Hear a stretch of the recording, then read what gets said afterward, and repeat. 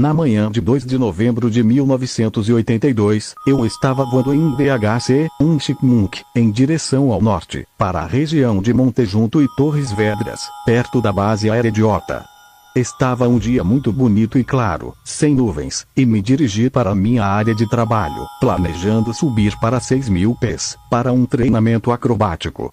Como tenente de 29 anos, com 10 anos na Força Aérea, era instrutor de voo do Esquadrão 101 da Força Aérea, voando sozinho em meu avião. Por volta das 10h50 min, quando estava sobrevoando a zona maxial em uma altitude de 5.000 a 5.500 pés, notei abaixo de mim e à esquerda, perto do solo, uma outra aeronave. Mas, após alguns segundos, vi que essa aeronave parecia ter apenas uma fuselagem. Não tinha asas e não tinha cauda, somente uma cabine. Tinha uma forma oval. Que tipo de avião poderia ser? Imediatamente, virei meu avião 180 graus, para a esquerda, de modo a seguir e identificar esse objeto, que estava voando para o sul. De repente, o objeto subiu diretamente para minha altitude de 5.000 pés em menos de 10 segundos. Parou diretamente à minha frente, primeiro com um pouco de instabilidade, oscilações e um movimento ondulatório. Depois, estabilizou e ficou parado, um disco metálico composto de duas metades, uma no topo e o outra embaixo, com algum tipo de faixa ao redor do centro, brilhante, com o topo refletindo o sol. A metade de baixo era de um tom mais escuro. Inicialmente, ele se moveu junto com meu avião. Depois, voou em uma velocidade fantástica, em uma grande órbita elíptica para a esquerda, entre 5.000 pés para o sul e aproximadamente 10.000 pés para o norte, sempre da esquerda para a direita, repetindo essa rota. Tentei mantê-lo à vista. Imediatamente, quando percebi que era um objeto desconhecido, chamei a torre de controle e disse ao controlador que havia um estranho objeto voando ao meu redor. Ele e outros de 3 ou 4 outros aviões disseram que devia ser algum tipo de balão. Alguns outros pilotos que voavam em outras zonas fizeram piadas e eu lhes pedi que viessem e vissem com seus próprios olhos, já que não acreditavam em mim. Disse-lhes que se fosse um balão, como poderia subir do solo até 5.000 pés em alguns segundos? A resposta foi silêncio.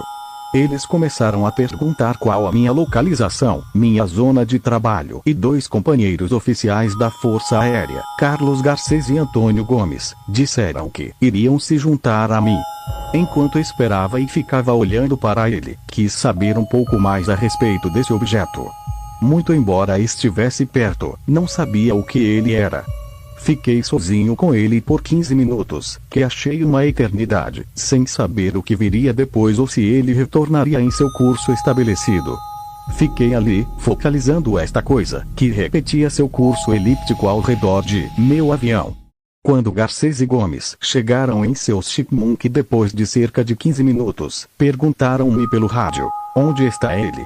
Dei-lhes a posição e, depois que o viram, senti-me melhor, porque agora mais 2 pilotos da Força Aérea tinham visto a mesma coisa que eu. Eles ficaram ali comigo por cerca de 10 minutos, enquanto o objeto mantinha seu padrão circular, cada volta praticamente igual à anterior, e nós conversávamos pelo rádio.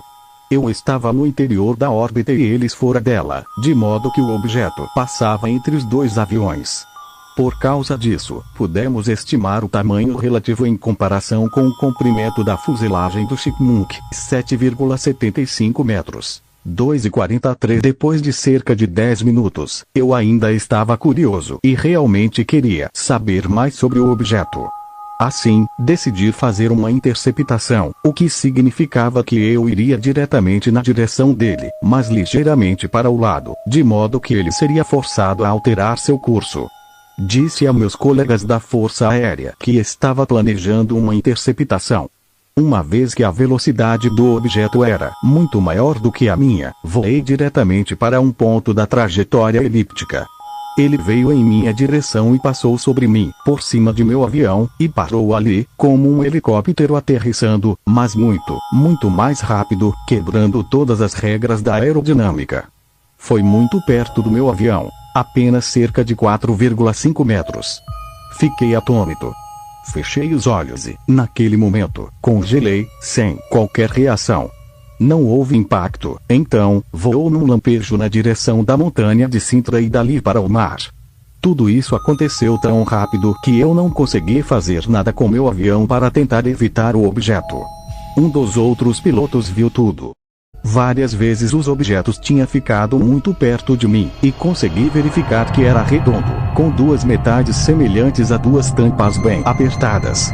Cuidadosamente olhei para a metade inferior, que parecia ser de uma cor entre o vermelho e o marrom, com um buraco ou mancha escura no centro. A faixa central parecia algum tipo de grade, possivelmente, com algumas luzes, mas era difícil de dizer, já que o sol brilhava muito e era refletido. Logo após aterrissarmos, nós três preenchemos relatórios detalhados e independentes sobre o incidente, e nossos aviões foram periciados à procura de danos, mas não ouvimos mais nada do pessoal da Força Aérea e não fomos interrogados pelos militares. Pouco depois, o general José Lemos Ferreira, chefe de staff da Força Aérea Portuguesa àquela época, autorizou a liberação de todos os registros para uma equipe de cientistas e especialistas. Em 1957, o general Ferreira testemunhou, ele próprio, o avistamento de um objeto luminoso desconhecido, quando estava liderando um voo noturno entre a base aérea de Horta, em Portugal, e Córdoba, na Espanha. 3 outros pilotos, voando em aviões separados, viram o fenômeno também, inicialmente, um grande objeto e, depois, 4 pequenos satélites que saíram dele. Ele estava consciente da importância científica desse tipo de coisas, e enviou um relatório sobre o incidente para o projeto Livro Azul 21, realizado pela Força Aérea Americana. Já que o general tinha alguma compreensão sobre OVNIs, liberou toda a informação existente na Força Aérea Portuguesa a respeito de meu encontro, e uma demorada investigação científica foi lançada em 1983 e completada em 1984. A equipe de especialistas incluía cerca de 30 pessoas de diferentes disciplinas e instituições acadêmicas, incluindo historiadores, psicólogos, físicos, meteorologistas, engenheiros e outros cientistas. A investigação envolveu a cooperação entre os militares e cientistas civis. Voltei à zona e fiz o caminho que o objeto realizara em sua ascensão vertical inicial, no qual ele levou apenas alguns segundos. Estimando o tempo em 10 segundos e cobrindo a mesma distância, determinamos que ele estivesse voando a mais de 300 milhas por hora verticalmente. Isso não é possível para um helicóptero e, mais importante, um ser humano que estivesse dentro não sobreviveria à força G da aceleração necessária a este movimento para cima. Uma vez que consegui mostrar aos investigadores, no mapa, a trajetória do objeto em sua órbita elíptica relativa a pontos no solo, eles puderam determinar sua velocidade em cerca de 1550 mph. Essa velocidade é incrível, especialmente devido às manobras que ele estava fazendo. Não sei se ele era de outro universo ou planeta, ou se era daqui mesmo. Simplesmente não sei. Desde então, nunca mais vi algo semelhante. A equipe científica estudou todos os dados e os relatórios dos 3 pilotos e, depois de uma reunião dos 30 investigadores, na cidade do Porto, em 1984, o grupo forneceu uma análise escrita de mais de 170 páginas. Eles fizeram tudo o que podiam para compreender este caso, mas não conseguiram encontrar uma explicação. Concluíram que o objeto permanecia não identificado 22. Conversei sobre minha experiência com a mídia e não tive qualquer problema.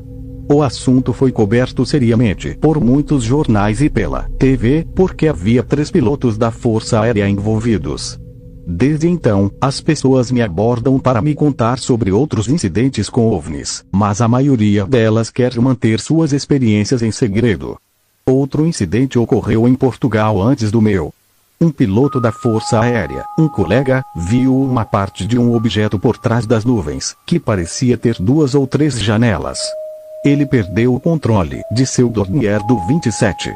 O avião começou a cair, e ele só conseguiu recuperar o controle exatamente acima da copa das árvores. Seus comentários estavam na gravação do controlador de tráfego aéreo e ele pensou que era o seu fim. Eu estava lá na base, quando ele aterrissou e conversou em seguida com um grupo de colegas e preencheu um relatório. Os engenheiros tentaram descobrir como ele tinha perdido o controle. Depois, alguns engenheiros que não pertenciam à Força Aérea vieram ao hangar onde seu avião estava estacionado com muitos outros aviões idênticos. Eles conseguiram localizar exatamente o avião através de um instrumento que mede a radiação. O avião registrou alta radiação e não se conseguiu explicar isso. Esse piloto continuou sua carreira como piloto da aviação civil, como eu fiz. Depois de 18 anos na Força Aérea, que terminaram em 1990, comecei a voar comercialmente e agora sou um comandante da Portugalia Airlines TAP, embora eu ainda voe sozinho. Até agora não sei o que vim naquele dia de 1982, mas amo voar como sempre. Meu encontro, embora incrível, não